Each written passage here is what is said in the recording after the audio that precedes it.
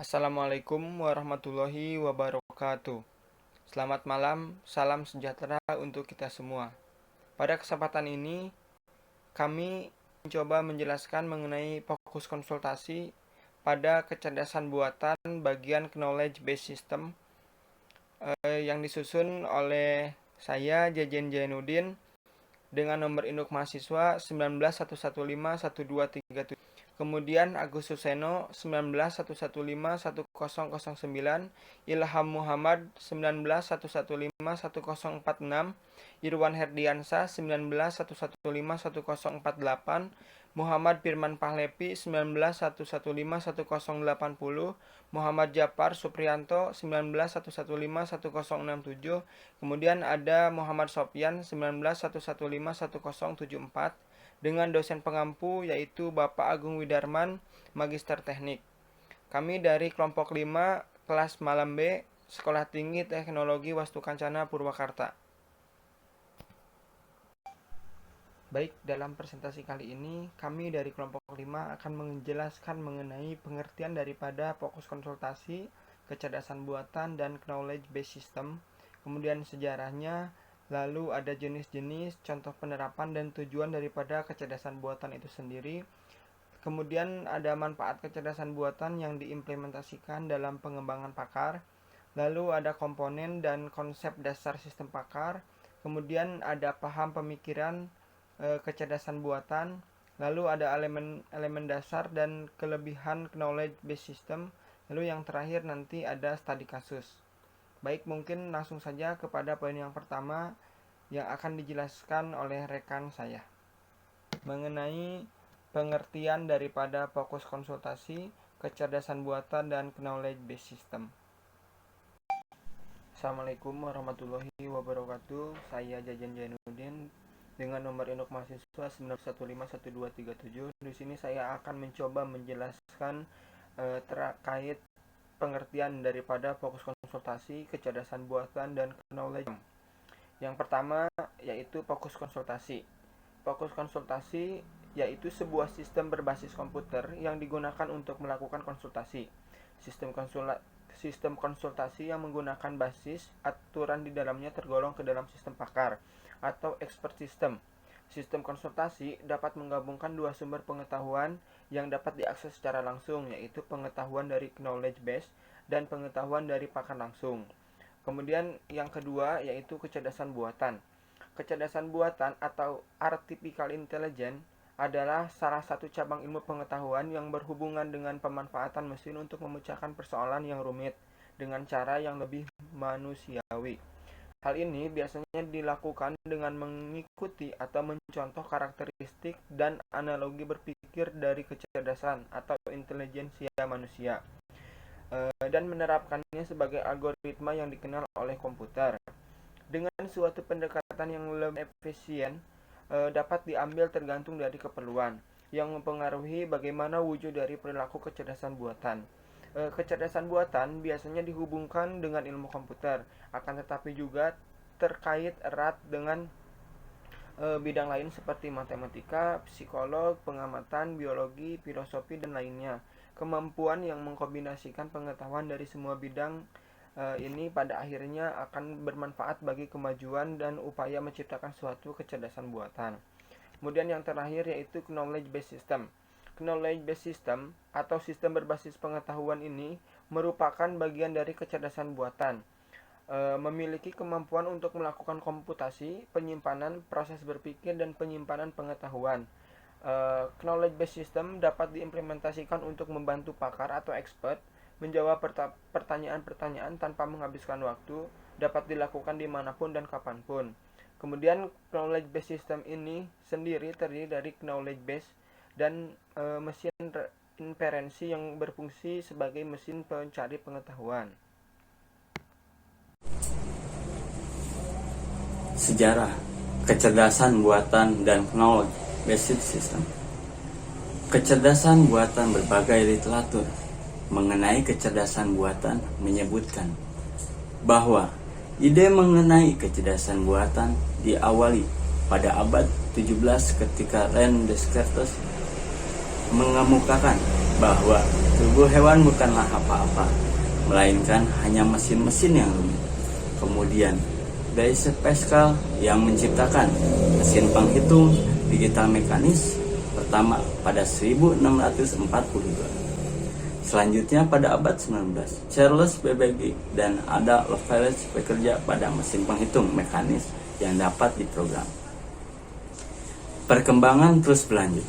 Bertrand Russell dan Alfred North Whitehead menerbitkan Principia Mathematics yang merombak logika formal.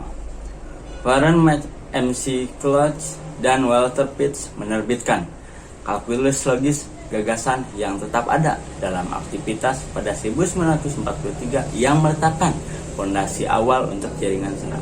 Tahun 1950-an adalah periode usaha aktif dalam AI. Program AI pertama yang bekerja ditulis pada 1951 untuk menjalankan mesin Ferranti Mark I di University of Manchester. Sebuah program permainan naskah yang ditulis oleh Christopher Streitz dan program permainan catur yang ditulis oleh Dietrich Prince John Mancherty membuat istilah kecerdasan buatan pada konferensi pertama pada tahun 1956. Selain itu dia juga menemukan bahasa pemrograman. Lisp. Alan Turing memperkenalkan Turing Test sebagai sebuah cara untuk mengoperasionalkan tes perilaku cerdas.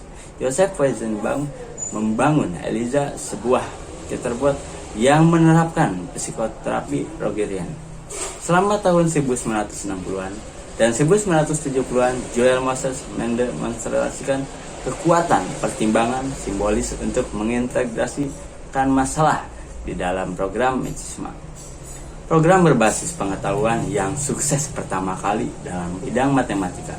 Marvin Minsky dan Seymour Papert menerbitkan Perceptrons yang mendemonstrasikan batas jaringan syaraf sederhana, dan Alain Colmerau mengembangkan bahasa komputer Prolog.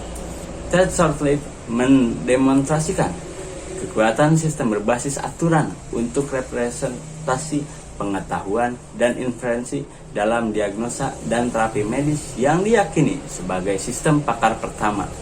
Hans Moravec mengembangkan kendaraan terkendali komputer pertama untuk mengatasi jalan yang mempunyai rintangan secara mandiri. Pada tahun 1956, mulai diperkenalkan istilah kecerdasan buatan atau AI, yang kemudian ditegaskan lagi pada tahun 1961 oleh suatu tulisan Marvin Minsky dari MIT tentang Step Toward AI.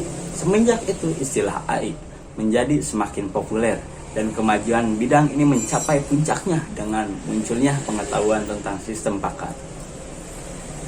Di dalam perspektif ilmu pengetahuan dan teknologi, sistem cerdas merupakan bagian dari bidang intelligence semu atau artificial intelligence atau AI. Istilah expert system berasal dari knowledge based expert system atau sistem cerdas berbasis pengetahuan, di mana suatu sistem yang menggunakan pengetahuan manusia atau human knowledge yang dimasukkan ke dalam komputer untuk memecahkan masalah yang umumnya memerlukan keahlian seorang pakar atau expert. Penggunaan knowledge based expert system atau sistem pakar berbasis pengetahuan ini tidak menjamin solusi yang lebih akurat, tetapi paling tidak mampu menghasilkan keputusan-keputusan yang didasari informasi relatif lebih banyak atau terstruktur. Jenis-jenis kecerdasan buatan atau AI. Dalam perkembangannya, kecerdasan buatan dapat dikelompokkan menjadi beberapa bagian, yaitu yang pertama sistem pakar atau expert system, di mana komputer sebagai sarana untuk menyimpan pengetahuan para pakar, sehingga komputer memiliki keahlian menyelesaikan permasalahan dengan meniru keahlian yang dimiliki oleh pakar. Kemudian yang kedua yaitu pengolahan bahasa alami, yang mana user dapat berkomunikasi dengan komputer sehari-hari, misalnya bahasa Inggris, bahasa Indonesia, dan lain sebagainya. Kemudian yang ketiga yaitu pengenalan ucapan atau speech recognition, di mana manusia dapat berkomunikasi dengan komputer menggunakan suara. Yang keempat ada robotika, di mana piranti elektromagnetik yang dapat diprogram untuk melakukan otomasi terhadap tugas yang bisa dilakukan manusia. Kemudian yang kelima yaitu computer vision, di mana menginterpret objek-objek tanpa melalui komputer. Yang keenam, intelligent computer aid instruction, di mana komputer dapat digunakan sebagai tutor yang dapat melatih atau mengajar. Yang terakhir yaitu game playing, bidang AI yang dapat atau yang sangat populer berupa permainan antara manusia melalui mesin mempunyai intelektual untuk berpikir. Komputer dapat bereaksi dan menjawab tindakan-tindakan yang diberikan oleh lawan mainnya, seperti pada permainan catur. Assalamualaikum warahmatullahi wabarakatuh. Saya Agus Susiano, kelas malam B. Saya ingin melanjutkan paparan dari Saudara JC tentang kecerdasan buatan. Nah, tujuan kecerdasan buatan yaitu 1. Membuat mesin lebih pintar, 2. Memahami kecerdasan, 3. Membuat mesin lebih berguna. Assalamualaikum warahmatullahi wabarakatuh. Nama saya Ilham Muhammad Firmansyah. Saya di sini akan menjelaskan tentang contoh penerapan kecerdasan buatan Rael. 1. Komputer Deep Blue yang dilengkapi program catur pada tahun 1997 dan sudah digunakan melawan pecatur juara dunia Garry Kasparov. 2. Logis teoris adalah program yang mampu membuktikan beberapa teori yang ada pada bab pertama prinsip matematik karya Whitehead dan Russell. 3. Systran adalah program yang dapat digunakan untuk menerjemahkan dari bahasa Jerman, Prancis, Italia, Jepang, Korea, Rusia, Portugis, dan Spanyol. 4. Delco Electronics menciptakan sebuah mobil yang dapat mengemudikan sendiri. Mobil ini menggunakan pendeteksi tepi untuk tetap bertahan di jalanan. 5. Volkswagen Jerman menciptakan sistem pengemudi kendaraan otomatis. Assalamualaikum warahmatullahi wabarakatuh. Di sini saya akan melanjutkan presentasi dari teman saya, yaitu tentang manfaat kecerdasan buatan yang diimplementasikan dalam pengembangan sistem pakar. Yaitu yang pertama, memberikan penyederhanaan solusi untuk kasus-kasus yang kompleks dan berulang-ulang. Yang kedua, masyarakat awam non-pakar dapat memanfaatkan keahlian di dalam bidang tertentu tanpa kehadiran langsung seorang pakar. Yang ketiga, meningkatkan produksi kerja, yaitu bertambah efisiensi pekerjaan tertentu serta hasil solusi yang kerja. Yang keempat, penghematan waktu dalam menyelesaikan masalah yang kompleks. Yang kelima, memungkinkan penggabungan berbagai bidang pengetahuan dari berbagai pakar untuk dikombinasikan. Yang terakhir, poin yang keenam, yaitu mengetahui dari seorang pakar dapat didokumentasikan tanpa ada batas dan waktu. Sekian dan terima kasih. Baik, selanjutnya yaitu komponen sistem pakar. Komponen sistem pakar ini terbagi menjadi beberapa bagian.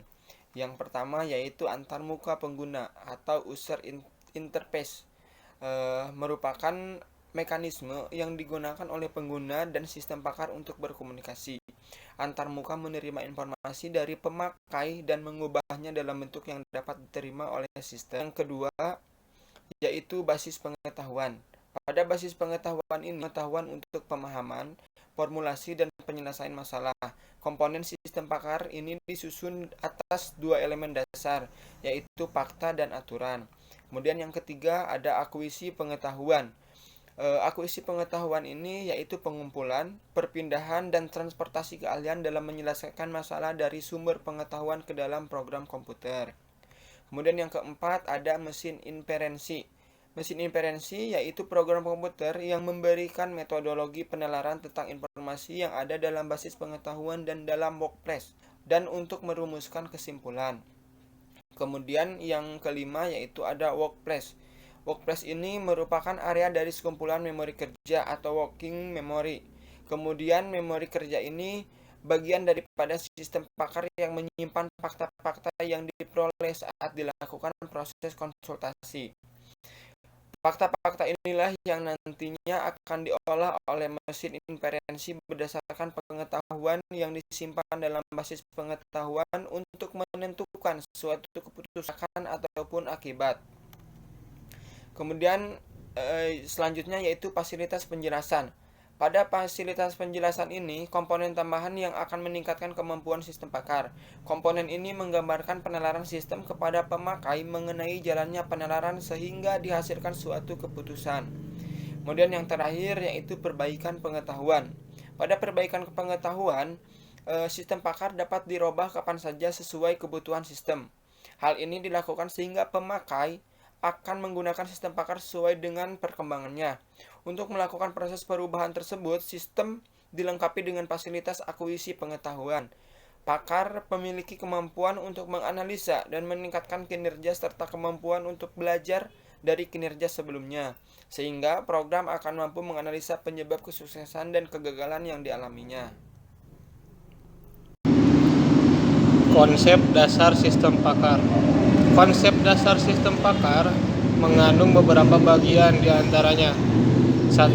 Keahlian bersifat luas dan merupakan penguasa pengetahuan dalam bidang khusus yang diperoleh dari pelatihan membaca atau pengalaman.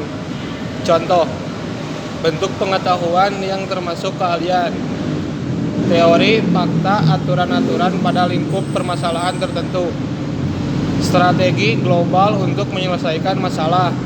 2. Ahli atau pakar. Seseorang ahli adalah seseorang yang mampu menjelaskan suatu tanggapan, mempelajari hal-hal baru seputar permasalahan, menyusun kembali pengetahuan jika dipandang perlu memecahkan masalah dengan cepat dan tepat. 3. Pengalihan. Keahlian tujuan dari sistem pakar adalah untuk mentransfer keahlian dari seseorang pakar ke dalam komputer kemudian ke masyarakat. Proses ini meliput 4 kegiatan, yaitu perolehan pengetahuan dari para ahli atau sumber-sumber lainnya, representasi pengetahuan ke komputer, kesimpulan dari pengetahuan, dan pengalihan pengetahuan ke penggunaan. 4. Pengambilan keputusan. Hal yang unik ini dari sistem pakar adalah kemampuan untuk menjelaskan di mana keahlian tersimpan dalam basis pengetahuan kemampuan komputer. Untuk mengambil kesimpulan dilakukan oleh komponen yang dikenal dengan mesin inferensi, yaitu meliput prosedur tentang pemecahan masalah. 5. Aturan sistem pakar yang dibuat merupakan sistem yang berdasarkan dalam aturan-aturan di mana program disimpan dalam bentuk aturan-aturan sebagai prosedur pemecahan masalah. Aturan tersebut biasanya berbentuk if-then. 6. Kemampuan menjelaskan. Keunikan lain dari sistem pakar adalah kemampuan dalam menjelaskan atau memberi saran atau rekomendasi, serta juga menjelaskan mengapa beberapa tindakan atau saran tidak direkomendasikan. Paham pemikiran kecerdasan buatan. Ada 2, yaitu yang pertama kecerdasan konvensional. Kecerdasan konvensional kebanyakan melibatkan metode-metode yang sekarang diklarifikasi sebagai pembelajaran mesin yang ditandai dengan formalisme dan analisis statistik. Dikenal juga sebagai al simbolis, al logis, al murni, dan al cara lama. GoFi, good old fashioned artificial intelligence. Metodenya: 1. Sistem pakar menerapkan kapabilitas pertimbangan untuk mencapai kesimpulan. Sebuah sistem pakar dapat memproses sejumlah besar informasi yang diketahui dan menyediakan kesimpulan-kesimpulan berdasarkan pada informasi-informasi tersebut. Yang kedua, pertimbangan berdasar kasus. Yang ketiga, jaringan Bayesian. Yang keempat, berdasar tingkah laku, metode modular pada pembentukan sistem L secara manual. Yang kedua, kecerdasan komputasional. Kecerdasan komputasional melibatkan pengembangan atau pembelajaran interaktif, misalnya penalaan parameter seperti dalam sistem koneksionis.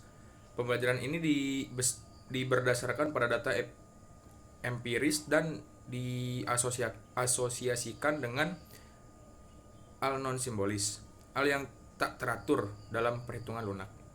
Metodenya: 1. Jaringan saraf, sistem dengan kemampuan pengenalan pola yang sangat kuat. Yang kedua, sistem fuzi, teknik-teknik untuk pertimbangan di bawah ketidakpastian, telah digunakan secara meluas dalam industri modern dan sistem kendali produksi konsumen. Sekian. Assalamualaikum warahmatullahi wabarakatuh. Di sini saya akan melanjutkan presentasi dari teman saya, yaitu dengan judul elemen dasar knowledge base system. Basis pengetahuan atau knowledge base merupakan representasi pengetahuan dari seorang pakar yang diperlukan untuk memahami, memformulasikan, dan memecahkan masalah, yaitu terdiri dari dua elemen dasar. Yang pertama, fakta yang berupa informasi tentang situasi permasalahan, teori dari area permasalahan atau informasi tentang objek. Yang kedua, spesial heuristik yang merupakan informasi tentang cara bagaimana membangkitkan fakta baru dari fakta yang sudah diketahui. Terima kasih. Wassalamualaikum. Kelebihan knowledge base system. Kelebihan dari KBS memiliki kelebihan dibandingkan dengan sistem komputer sederhana. KBS sangat bermanfaat pada situasi sebagai berikut. 1. Saat tidak ada pakar yang tersedia di satu lokasi. 2. Ketika pengetahuan akan disimpan untuk kepentingan di masa yang akan datang, atau ketika pengetahuan akan dibagikan atau digandakan. 3. Ketika sistem menunjang keputusan cerdas dibutuhkan dalam pengambilan keputusan satu permasalahan yang rumit dan kompleks. Studi kasus. Robot ancaman serius bagi buruh internasional. Semakin meningkatnya persaingan antar perusahaan-perusahaan ternama memproduksi alat-alat canggih yang pengoperasiannya dapat mempermudah manusia dalam kegiatan sehari-hari, memaksa produsen alat-alat canggih tersebut berlomba-lomba untuk menjadi yang terbaik di mata konsumen. Arus persaingan yang deras tersebut memaksa perusahaan-perusahaan mengurangi kesalahan pada proses pembuatan, prosedur, pemakaian, penjualan, dan segala aspek dalam proses produksi. Kesalahan-kesalahan dalam proses produksi tersebut banyak terjadi karena kesalahan manusia atau human error. Dewasa ini terjadi karena keterbatasan manusia dalam banyak hal. Dalam rangka mengurangi hal tersebut, banyak produsen ternama yang berinisiatif mengganti para pekerja mereka dengan mesin-mesin kecerdasan buatan atau artificial intelligence. Dan perusahaan-perusahaan memprediksi mempekerjakan robot akan lebih murah dan cepat ketimbang membayar pekerja manusia. Foxconn, produsen hardware asal Taiwan ini, mengganti sejumlah pekerjanya dengan robot.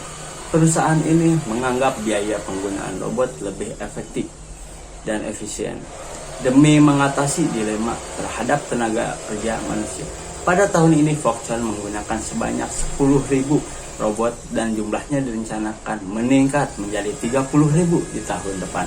Pada mulanya, perusahaan ini terkenal karena kasus percobaan bunuh diri karyawannya. Dilaporkan ada 16 kasus percobaan bunuh diri dan 3 diantaranya mencoba bunuh diri dari atap perusahaan ini. Rumor tentang tidak sebandingnya gaji yang diterima dan dengan tekanan pada pekerja adalah rumor yang sangat sering terdengar di perusahaan ini. Selain Foxconn, MC Donald juga berencana akan memasang 7.000 layar sentuh untuk menampung permintaan konsumen. Tentu saja langkah ini mengurangi kebutuhan akan tenaga kerja. Untuk kesimpulannya, Jadi kecerdasan buatan merupakan salah satu cabang ilmu pengetahuan yang berhubungan dengan pemanfaatan mesin untuk memecahkan persoalan yang rumit dengan cara yang lebih manusiawi. Sedangkan untuk knowledge-based system atau sistem berbasis pengetahuan merupakan bagian dari kecerdasan buatan atau artificial intelligence. Jadi knowledge-based system merupakan bagian dari kecerdasan buatan.